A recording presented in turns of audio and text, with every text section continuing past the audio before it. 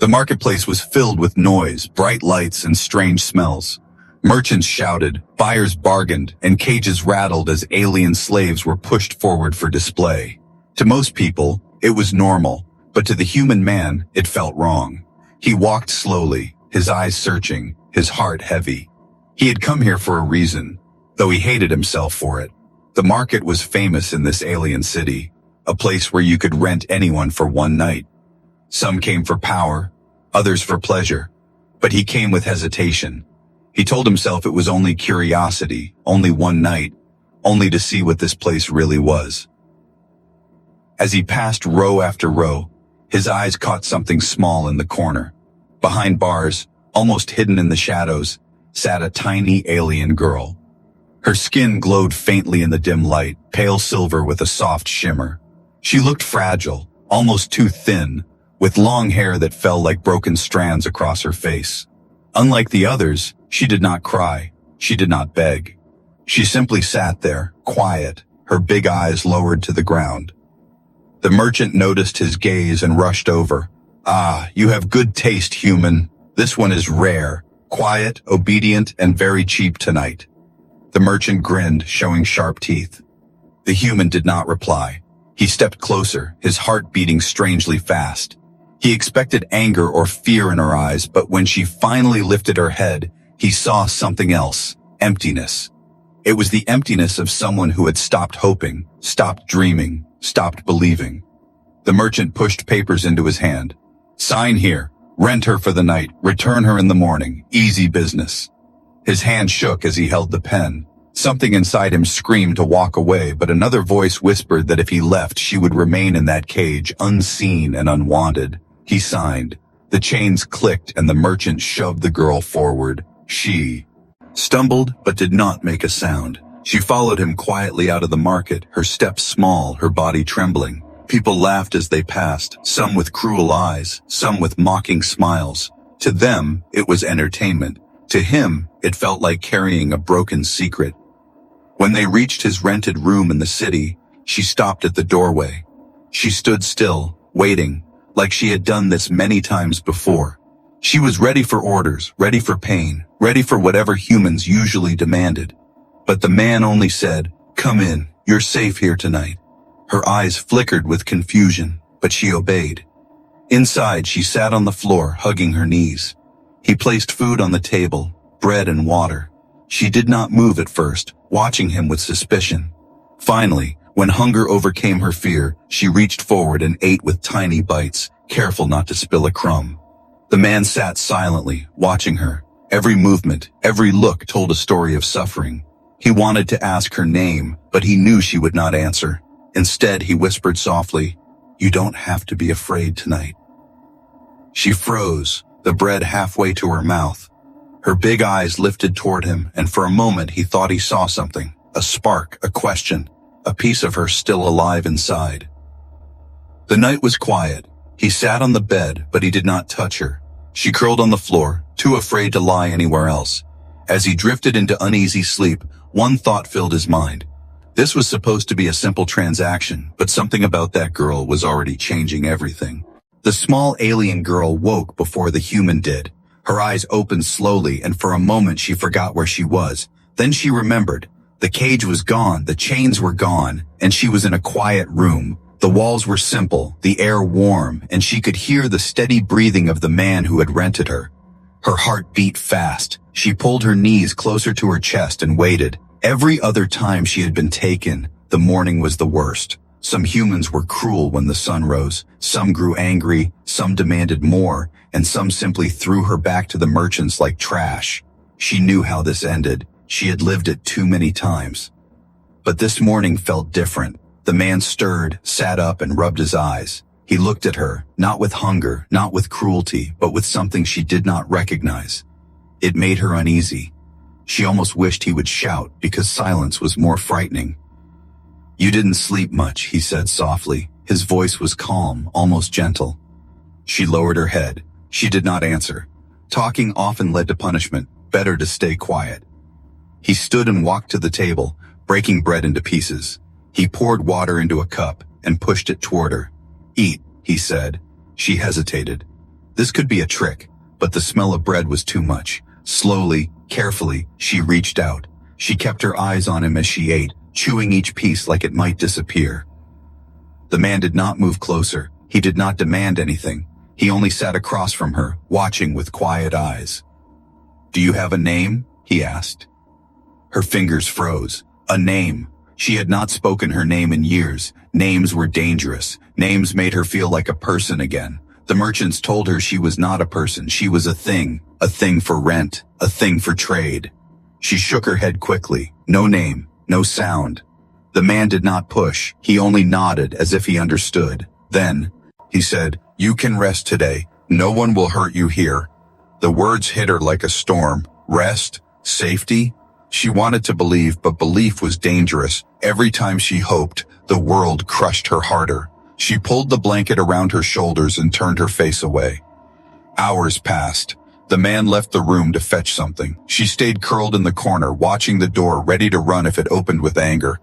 When he returned, he carried a small bundle. He placed it on the table and unwrapped it. Inside were fruits, clean clothes, and a soft piece of cloth. He placed the clothes gently in front of her. "These are for you." Her heart pounded. She had never been given clothes of her own, always old rags, always hand-me-downs. She touched the fabric with shaking hands. It felt warm, too soft for someone like her. "Try them later," he said. "No hurry." She looked at him, truly looked at him for the first time. His face was tired, lined with worry. He was not like the others, but that made him even more dangerous. If he was different, it meant he could break her in a different way. That night, when the man lay down on the bed again, she did not sleep. She sat in the dark, staring at him. Fear wrapped around her like chains, but a tiny part of her wondered, what if his words were true? The question haunted her until dawn. The morning light crept through the small window, painting the room in pale gold. The human man sat quietly at the table, waiting for her to wake. He had not slept well. All night he had seen the girl's eyes in his thoughts, eyes that held no life, only fear. She stirred, pulling the blanket tighter around her small body. Her face was half hidden, but he noticed the way she winced when she moved, as if even breathing caused pain. He wanted to ask what hurt, but he stayed silent, afraid she would retreat deeper into her shell. Finally, she sat up, her arms wrapped tightly around her knees, her gaze fixed on the floor. He placed a bowl of warm soup in front of her. For a moment she did not move.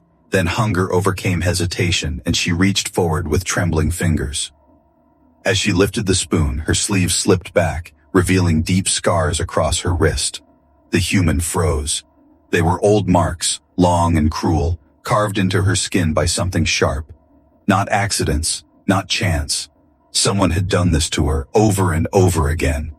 Her hand shook. She noticed his eyes on her scars, and panic flashed across her face. Quickly, she pulled the sleeve down, hiding her arm. She pressed her lips tight, ready for anger, ready for mocking words. But none came. Instead, the human spoke softly. "They hurt you." Her chest tightened. She wanted to scream, to say no, to say yes, but she had no voice for it. Silence was safer. Silence was her shield. He leaned forward slightly. "You don't have to hide. Not here." Her spoon clattered back into the bowl. For the first time, she raised her eyes fully to him, and he saw it. The story she could not speak. In those dark, trembling eyes lived a history of chains, beatings, and nights of terror.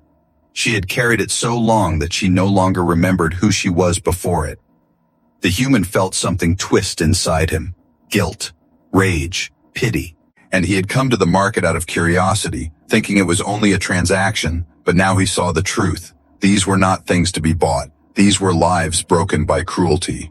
She looked away, ashamed, as if the scars were her fault.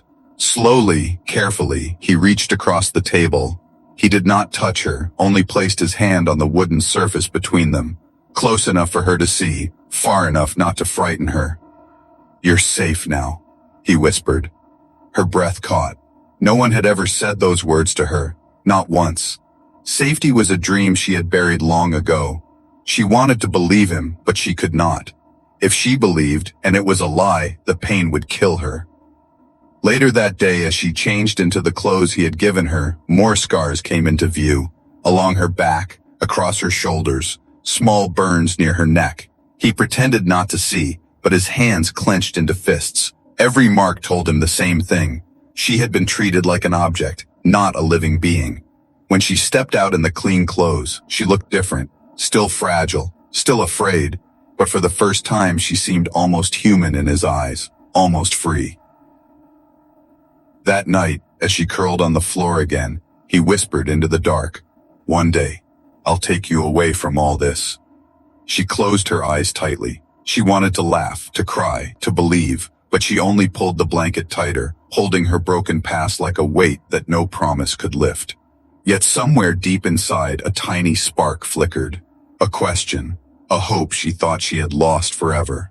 The next morning, the market bells rang again in the distance. Their sharp echoes reached even the quiet room where the human and the alien girl sat in silence. For most people, it was just business, another day, another trade. For him, it was a reminder. She was not his. She was only rented. And when the sun set, he was supposed to return her.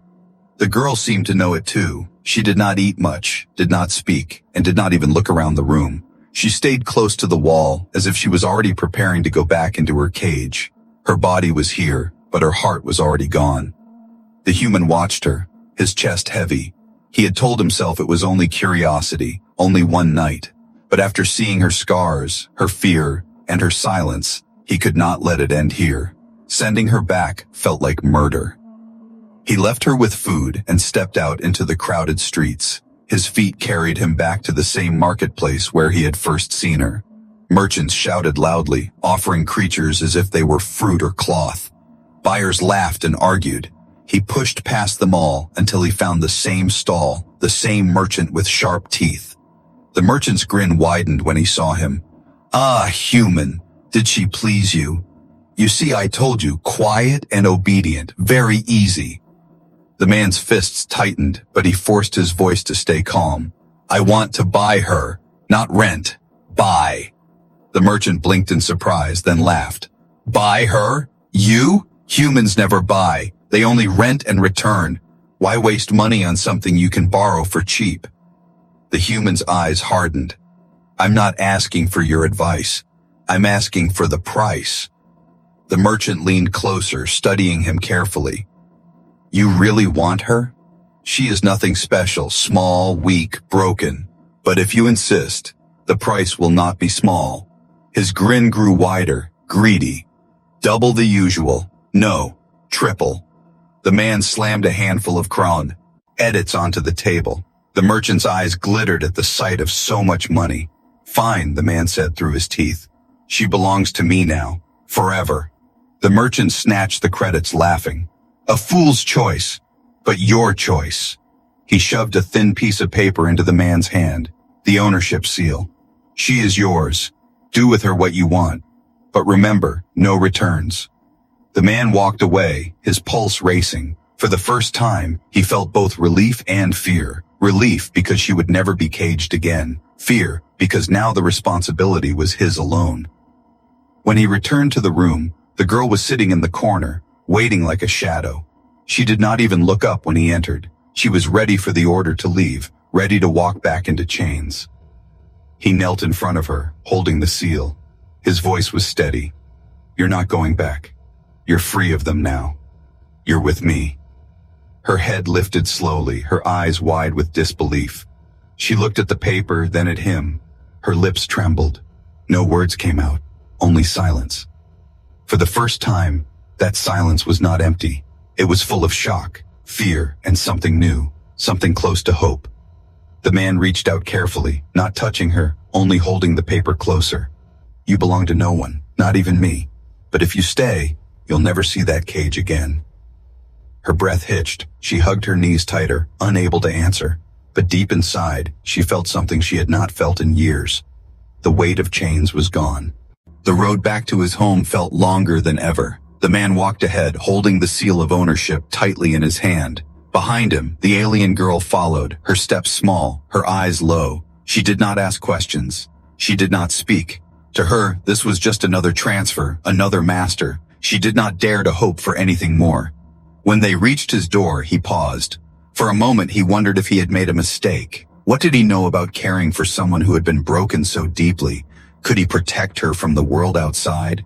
Still, when he opened the door, he forced a smile and stepped aside. "This is your home now," he said. She stopped at the threshold. The word home did not make sense to her. For her, walls meant cages, roofs meant prisons. But his voice was calm, steady, without threat. Slowly she stepped inside. The room was simple: wooden floor, plain bed, a small table with chairs. Nothing rich, nothing shining. Yet to her it was strange. There were no bars, no locks, no chains on the walls. She stood still, unsure what to do. He noticed her confusion. "You can sit anywhere. The bed is yours too if you want." Her eyes widened at the mention of the bed. She had never been allowed to touch one. Always the floor, always the cold ground. She shook her head quickly, refusing, and curled up in the corner instead. The man sighed but did not press her. He placed food on the table again, fruits, bread, and water. He ate first, slowly so she could see it was safe. After a while she joined him, taking small bites, her hands still trembling. Days passed like this. She would sit in silence most of the time, watching him carefully, waiting for the moment when his kindness would turn into cruelty. But it never came. He did not strike her, did not shout, did not demand. Instead, he asked simple things. "Do you want more food? Are you cold? Do you like this cloth?"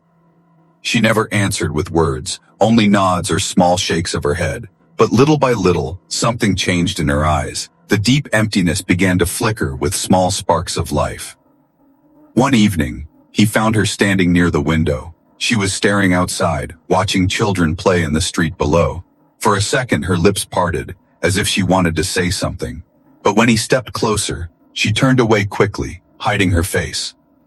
"You can watch whenever you want," he said softly. "You're free here." Free. That word again. It felt heavy inside her chest. Could it be true? Could this place really be different? That night, as he prepared the bed, she watched him carefully.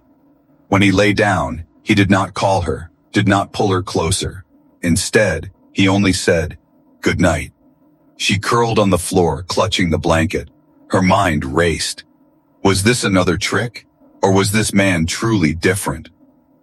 Sleep came slowly, but for the first time in years, she dreamed not of cages, but of open skies. The man lay awake, staring at the ceiling.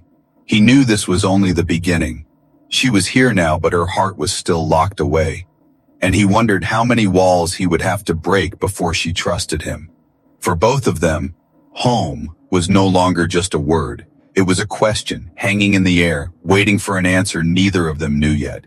Days slowly turned into a rhythm. The man worked during daylight hours, earning enough to keep the small home running. The alien girl stayed inside, quiet, almost invisible. She moved like a shadow, soft steps, lowered head, no voice. Yet he could feel her presence everywhere, fragile but constant, like a candle struggling to survive in the wind. Every evening, he brought her small gifts, a fresh fruit, a piece of fabric, sometimes just warm bread. He never asked for thanks. He only placed them on the table and waited. At first, she would not touch them until he left the room. Then slowly, she began to take them while he sat nearby. He noticed her fingers no longer shook quite as much. One night, he returned earlier than usual, carrying a small wooden toy he had found in the street. It was simple, a carved bird with wings that flapped when pressed. He placed it on the table. "This is for you," he said. She looked at it with suspicion. Toys were not for someone like her. Toys were for children who were allowed to laugh. She touched it carefully, pressing the wings. The wooden bird flapped clumsily, making a tiny squeak. Something unexpected happened. Her lips parted, and the smallest sound came out. Half a breath, half a laugh. She quickly covered her mouth, her eyes wide in fear. The man froze. It was not much, but it was something. A sound he had not heard from her before. Gently, he smiled. "It's all right. You can laugh here." Her heart pounded. She shook her head, still covering her mouth, but he only leaned back, his eyes soft. "No one will punish you. Not here." The room went quiet again. She placed the toy down, her fingers trembling. Yet inside her chest, something had shifted. For a brief second, she had felt what it was like to forget fear. The days that followed brought more changes. She began to watch him closely when he worked around the house, fixing broken chairs, washing dishes, mending clothes. One evening she pointed, just pointed, when he dropped a cloth. He picked it up and nodded. "Thank you." The words startled her. No one had ever thanked her. She did not know how to respond. But when he looked away, she felt her lips twitch again, almost forming a smile. One night, as they shared dinner, he told her a simple story. It was about his childhood, about falling into a river and his friends pulling him out. His hands moved as he spoke, making wide shapes. She watched, her eyes following his gestures. At the end, when he imitated the way he had sputtered and coughed, something inside her broke loose. A tiny laugh escaped. This time, she did not cover her mouth. She stared at him, frozen, as if expecting punishment. Instead, he laughed with her. The sound filled the room, warm and soft. And for the first time, she smiled. It was small, fragile, and uncertain, but it was real. The man's chest ached at the sight.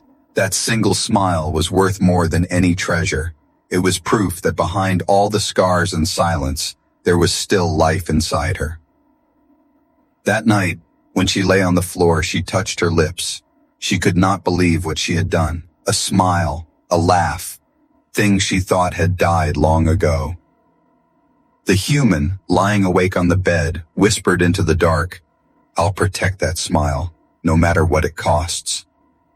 But outside, in the marketplace, merchants were beginning to notice her absence, and whispers of her value were spreading like poison.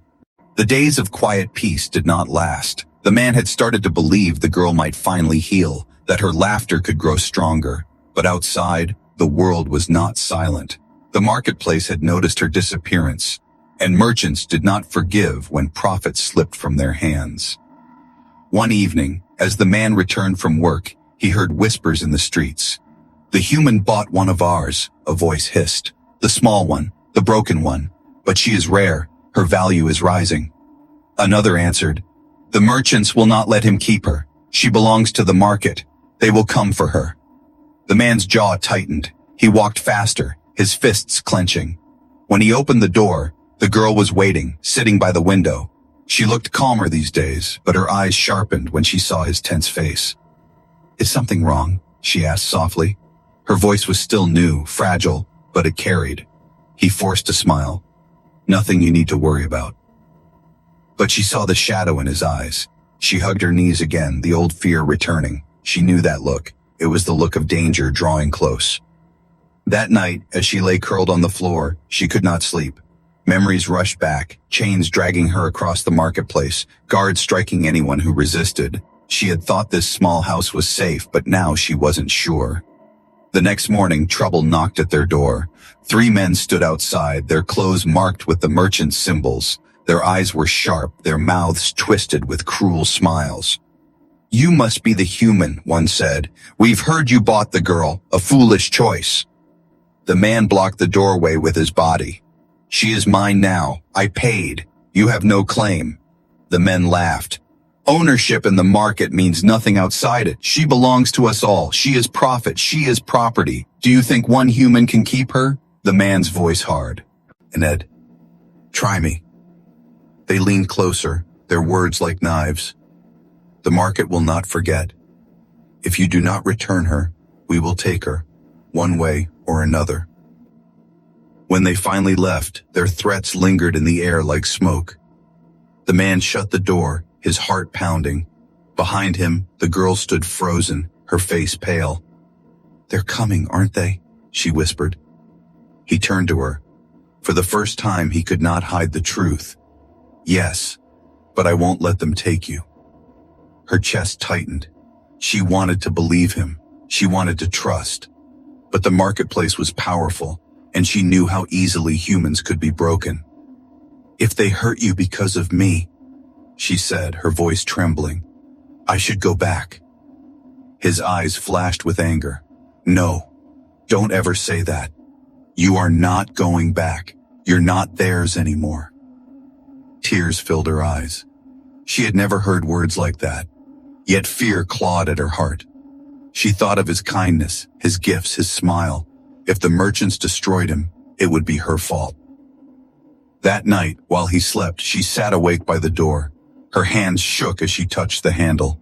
Part of her wanted to run, to disappear, to save him from the danger she brought. But another part whispered that if she left, she would lose the only person who had ever treated her as more than a thing. The conflict tore her apart. For the first time, she realized her chains were no longer only on her body. They were inside her heart. Outside, in the shadows, the merchants were already planning their move. The night was silent, but the girl could not rest. Every shadow in the room felt like a chain reaching for her. The man slept peacefully on the bed, his hand resting near the edge, as if even in sleep he was ready to guard her. She stared at him for a long time, her heart heavy with fear. The merchants would come. She had heard their voices, seen their threats in the man's eyes. They would not stop until they dragged her back into that cage. And when they did, they would not spare him. He would suffer, maybe even die, because of her. Tears pricked her eyes. She could not let that happen. He had given her food, clothes, kindness, even a reason to smile again. But if she stayed, she would destroy him. The only way to protect him was to leave. Slowly, silently, she rose to her feet. Her bare steps made no sound on the floor. She pulled the blanket tighter around her shoulders and reached for the door. The handle felt cold in her hand, like a lock that would end everything. She turned it carefully. The door opened with a faint creak. She froze, her breath caught in her throat. The man stirred slightly but did not wake. She slipped outside into the empty street. The air was cold. The city was quiet, only the distant hum of merchants' carts moving through the night. She wrapped the blanket tighter and walked quickly, her eyes darting around. She knew where to go, the back alleys that led to the marketplace. If she returned willingly, maybe they would not hurt him. But each step cut into her heart. Her chest felt heavy, her breath uneven. Every corner reminded her of him, the small wooden bird he gave her, the words, "You're safe here," the warmth in his voice. She wanted to turn back, but fear pushed her forward. She reached the edge of the market square. The cages loomed ahead, dark shadows under the torchlight. A merchant guard leaned against a post, his eyes half-see. Loosed. She stepped closer, her knees weak, her voice trembling. "I came back," she whispered.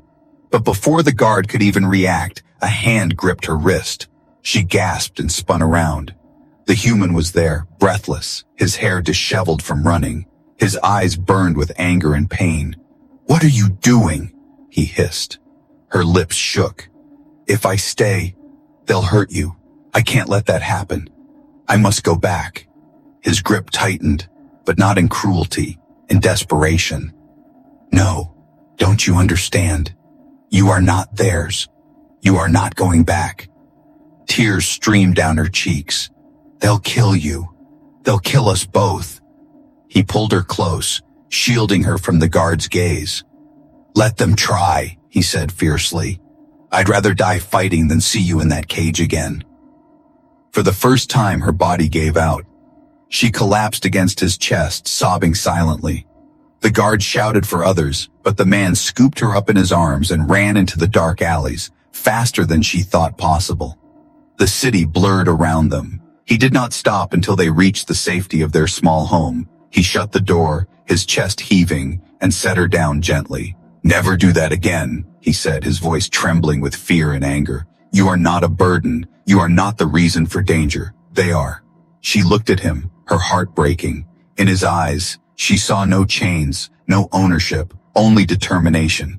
He was not protecting her for profit. He was protecting her because he cared. That night, as she lay beside the door again, she whispered to herself, "He calls this home. Maybe it can be mine too." But outside, the merchants were gathering. This time, they would not come quietly. The night after her escape attempt was heavy with silence. The man barely slept. He sat near the window watching the empty streets, waiting for the storm he knew would come. The girl, curled in her blanket, felt the weight of his sleepless vigil. She wanted to speak, to promise she would not run again, but her voice failed her. All she could do was watch him and hope.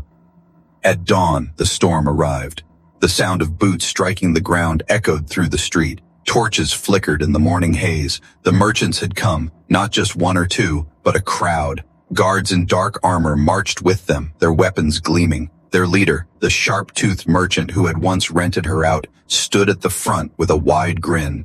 The girl froze in terror, her breath caught as memories of chains and whips filled her mind. "They're here," she whispered. The man stood tall, gripping the handle of an old iron rod he had found. His heart pounded, but he did not move away from the door. "Stay behind me," he said. The door rattled as fists pounded against it. Then came the voice of the merchant. "Human, you made a mistake. That girl belongs to the market. Open the door and maybe we'll let you live." The man's jaw tightened. "She's not yours. She never was." Laughter roared outside. The door burst open under the force of heavy boots. Guards spilled inside, blades drawn. The small house filled with the heat of violence. The man swung the iron rod with all his strength, striking the first guard across the chest. The impact sent the alien soldier stumbling backward. Another lunged, but he blocked, his arms straining. He was only one man, but he fought like a wall of stone. The girl clutched the blanket, her heart screaming in her chest. Every instinct told her to hide, to stay silent, but something inside her burned. She saw him bleed as a blade cut across his arm. He did know to stop. He kept standing, kept fighting, for her. The merchant pushed his way inside, sneering. "Foolish human! Do you think you can fight us all? She is profit. She is nothing. She will never belong to you." The man roared, swinging again, knocking two more guards back. His voice thundered through the chaos. "She is not nothing. She is someone, and she is free." The words struck the girl like fire. Her whole life she had been told she was property, a thing without worth. But here, a human bled and fought to prove otherwise. Something inside her broke free. She grabbed the wooden toy bird from the table, the simple gift he had given her. Clutching it tight, she stood and shouted, her small voice breaking through the noise. "I am not yours!" Everyone froze for a moment, shocked at the sound. The guards turned toward her, but the human used that moment. With a surge of strength, he struck again, driving them back toward the door. The merchant snarled, "This isn't over. She cannot hide forever. We will return, and next time we will burn this place down." With a final shove, the man forced them outside and slammed the door shut. His chest heaved, his body ached, but his spirit stood unbroken. The girl stared at him, tears streaming down her face. For the first time she felt chains falling, not from her body, but from her soul. He had not only fought for her, he had given her back her voice. She stepped closer, trembling, and whispered, "You called me someone. No one ever did that before." The man looked at her, blood running down his arm, and smiled faintly. "Because you are. And I'll fight them again and again until you believe it yourself." The girl pressed the wooden bird against her heart. For the first time, she wanted to believe. But outside, the merchants regrouped. The final battle was yet to come. The house was quiet after the fight, but the silence carried a weight. The man's arm bled where the blade had cut him, his shirt torn, his body bruised. Yet he did not collapse. He stood firm, his eyes fixed on the door as if expecting it to break again. The girl sat trembling on the floor, still clutching the small wooden bird against her chest. Her heart raced with fear, but also with something new. Pride. She had shouted, she had spoken, and he had fought for her, not like an owner guarding property, but like a man protecting someone he loved. "Let me clean your wound," she whispered suddenly. The man turned in surprise. Her voice was soft, uncertain, but steady. She fetched water and cloth, her hands shaking as she touched his arm. Every scar on his skin reminded her of the blows he had taken for her.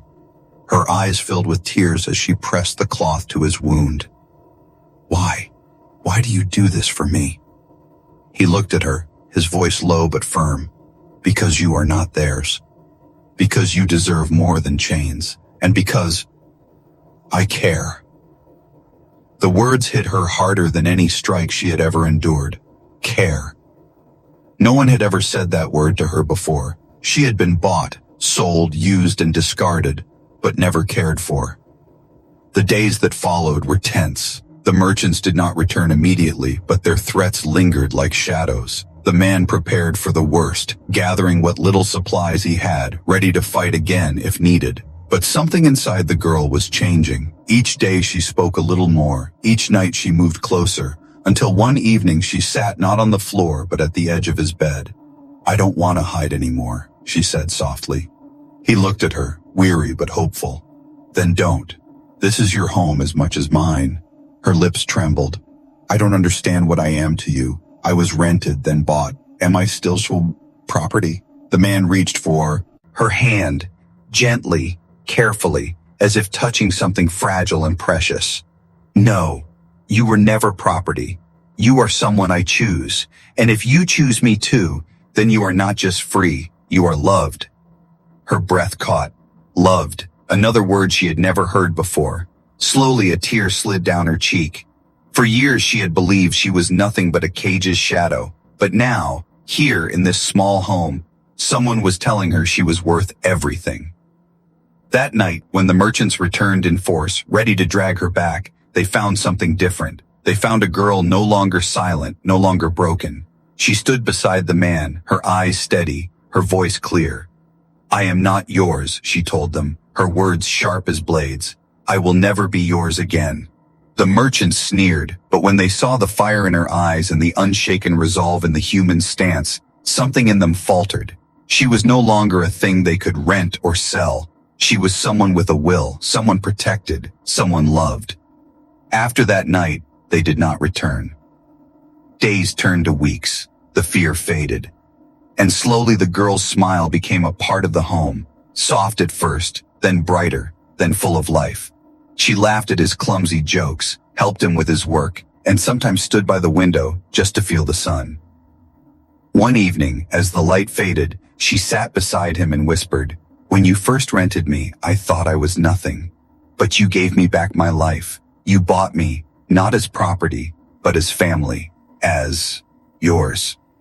He took her hand, his heart full, and replied, Forever mine, forever loved.